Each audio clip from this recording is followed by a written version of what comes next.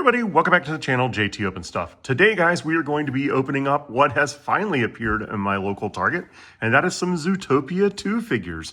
Now, I had seen that these were coming out, but still not seen them at all. So there were 6 to collect. We were lucky enough to find all 3 2-packs at our local Target. If your Target has the little Disney section, that's where they were building the display for this. We picked up 3 of them to be able to cover all the figures for you guys. So thank you so much for watching today's video. Let's get right into it. All right, let's start right here with Nick Wilde. So this 2-pack is Nick Wilde and Nibbles Maple Stick. So really great little packaging, really neat, kind of basic, but simple, effective. It is from Jazzwares, as you see right there. So they usually make some pretty good figures. I think these have a lot of personality. Perfect scale, I guess, really. But let's check them out. All right, put that right over here.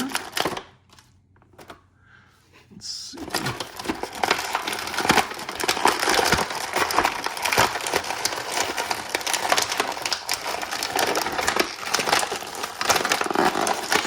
Wow, that was loud.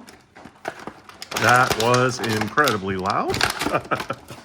All right, so here we go. Let's look at Nibbles first. Now, Nibbles has some kind of yellowy teeth right there. They have little holes right there on the bottom of their feet, so I'm guessing if there are other play sets, they'll be able to fit in there. Now, they had not completed the display when we were in there, so maybe I'll go back and see. There is some articulation of his tail. Look at that, like it would spin almost like a little propeller.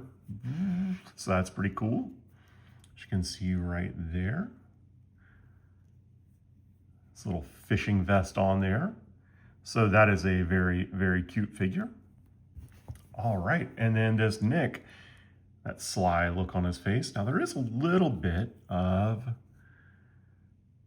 paint damage right there, but all in all, you get that nice little look. That tie is hilarious. Now he does have articulation up. His arms twist, so nothing at the elbow, but you do get a little bit of movement there. And then the legs go out like this, and then back and forth like so. So some articulation. These figures are not just little statues, for lack of a better term. They actually do have some movement. And again, his tail moves as well. So very, very cool. Let's give him the stand test. Well, there you go. He knocked over Nibbles, but both of them stand really nicely. All right, let's move on here. We've got Judy and Clawhouser. Now, Clawhouser is the largest of the figures of these 6, so really interested to kind of see what the weight of Clawhouser is compared to some of the other figures. I'm really looking forward to this movie coming out, and check it out as soon as it hits the theaters. If you guys are excited about the new movie coming out, let me know in the comments down below. I'm really curious to see if this was a movie you even thought would ever come out, and if you're excited and gonna go run out and see it as well. So, all right, Judy right here. She is the thinnest and smallest of the figures, as you can see right there. This is kind of a little comparison there. Now with her ears, she's taller, but those ears are fairly long. So she again has some articulation, the same as Nick there. A little elbow articulation there. Nope. Ooh, gotta be careful of that, guys. Look at that. I almost went, her wrist is a little bendy, so you have to be careful. You break that off pretty easily. Some articulation, a little bit up and down and side to side. And I did not cover this, but just side to side in this one, basically because of that collar right there. All right, and then legs on this one, just this way and this way. So that is pretty funny. Their hands are not really made to hold anything. It's just kind of a pose like, hey, whoa, and all that kind of stuff. So that is pretty cool. Absolutely think this is a really cute little figure. But let's take a look at this Clawhouser now. Okay, stand test, boom, very good. This guy is really funny looking. Now he is very, very much a larger figure, but not really a ton heavier. He is obviously hollow, I would say. Well, I say obviously hollow, I would say. That kind of doesn't mean anything at all. But he is not as heavy as I thought he would be, which is kind of interesting. Size comparison there. So really kind of cool. Now he has articulation again here at the shoulder, and that is it. So his hand goes like this, or his arm goes like that, and then twists. So I guess if you wanted to, you could have him one hand behind his back, maybe hiding something from somebody. And then this arm over here, same thing. He can wave, hi. And then it twists back and forth. So very interesting. Now the legs only go like this, basically. There is no back and forth movement. They just kind of twist. So you really just kind of have to leave those alone. And again, this head looks like it just is back and forth, no tilting front to back. So that one, not the greatest as far as articulation, but still a cool figure nonetheless. Stand test is great. All right, let's go on to our last pack here.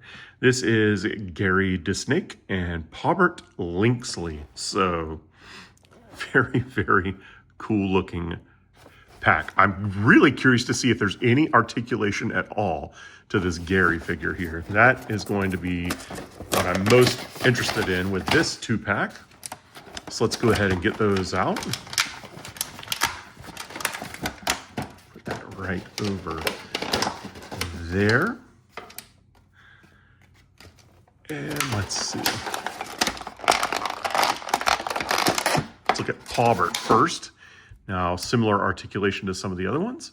Legs out, kind of back and forth a little bit. He has a teeny tiny little tail that does not have any articulation. His arms move that way and swivel. And now his head, I thought he would have a little backwards tilt because of the space there, but not so much. He just kind of moves. Well, there we go. There is. He just took moving it around a little bit. So just a tiny bit of back and forth articulation. And then look at that. Okay, that's interesting. And then this hand over here, same thing. Just a little bit of articulation. Like he could compose a band. Dun, dun, dun, dun. That would be pretty funny.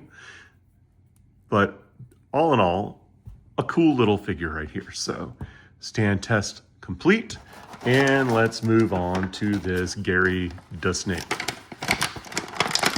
Now this one is probably the one that I was looking forward to opening up the most, just to see if there was anything at all interesting about its movement or anything. So there, you can see it's solid mold one piece there.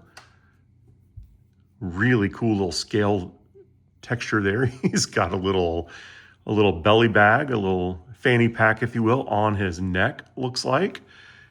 And let's see.